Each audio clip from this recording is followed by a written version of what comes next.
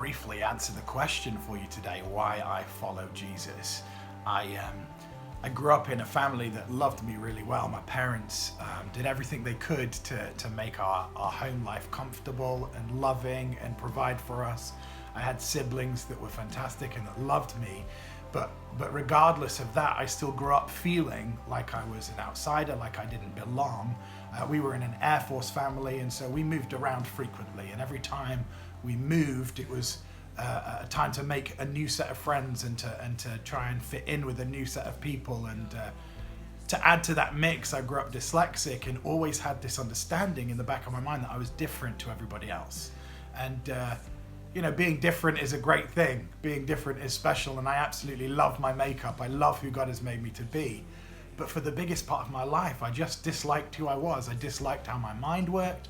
I disliked how I felt about myself. And every time we moved into a new place or into a new town or a new city, I would create a new persona. I would try and live my life slightly differently in order to fit in and make myself one of those people that I was trying to connect with. And over time, I just developed this deepening dislike for who I was, and I found myself creating personas which I didn't really like all that much either.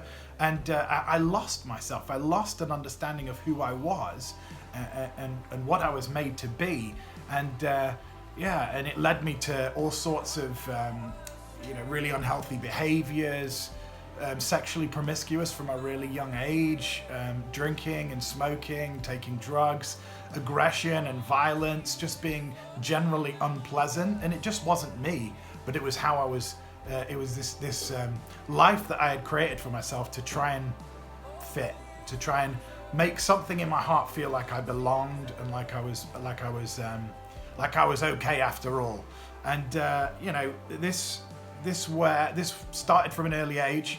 My earliest memory of feeling different goes back to being in a kindergarten playroom in Holland as a sort of, 4-year-old, something like that, and just feeling like none of these people speak my language, none of these people are the same as me, and I feel completely alone. And this loneliness carried on and got worse and worse until I was 19. And at the age of 19, I had an encounter with love. I met with God. And in that encounter, God began to speak to me and reveal to me who I was. Well, actually, he began to reveal to me who he was as my father and who I was, therefore, as his son. And all of a sudden, I became more and more comfortable with who I was at the core of myself, the real me.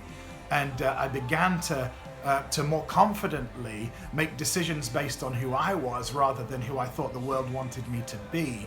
As God found me in that moment, I found myself, and my life began to turn around. I was able to turn away from alcohol at that point and shift my thinking around my sexual behaviors. For the most part, became much less aggressive and violent, and this journey continues every day. Every day I wake up, and when the world wants me to act and think and believe and behave in a certain way, I get to bring my heart before God and say, God, who am I?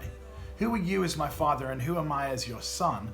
And I can begin to make decisions out of a place of peace and comfort and really just security in my identity. This has been a life-changing journey for me, and that's why I follow Jesus. I follow Jesus because Jesus is the way to the Father, and in the Father's arms I get to be who I was always meant to be, and I get to stop pretending that I'm something or somebody else.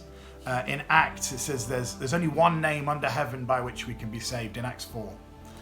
And then in John 14 it says, Jesus says, I'm the way, the truth, and the life. Nobody comes to the Father except through me. I want to invite you, whether you have been a believer your whole life or you've never really engaged with God as in any serious way, there is a Father that loves you, that wants to reveal to your heart who you are and who you are meant to be from the very beginning. He knit you together in your mother's womb. He created you for purpose. And so I just ask right now, Father God, that you would reveal yourself to your sons and your daughters, that you would break off every expectation of the world that's been placed on their shoulders, this feeling like they've got to fit in and belong and live like this and do this and make this much money and have this kind of job. God, would you release them from the burden of the world's expectations and let them live in the freedom of your expectations of their life, God. Thank you that you're a loving Father that knows us inside and out. And as we come to you and we bring you our pain, we bring you our loneliness, we bring you our fears, that you are good and faithful to restore us to our original design. Guys, if this is the first time that you've really even thought about God as your Father, just spend some time. Ask him that question, the same question I asked him when I was 19. God, who are you? Who does that make me? And what does that mean about my life? Enjoy sinking deeply into the revelation that you are loved beyond measure. That's why I follow Jesus. Thank you guys so much for watching. At Catch the Fire Manchester, our hope whilst you're watching this content is that you encounter the living God and that he transforms your life. If you want to access more content from Catch the Fire Church in Manchester, why not like and subscribe? You can also join us every Sunday morning as we gather to worship and glorify God together. The link for that will be in the bio. You can jump on our website at ctfmanchester.com for any more details. We'll see you guys really soon.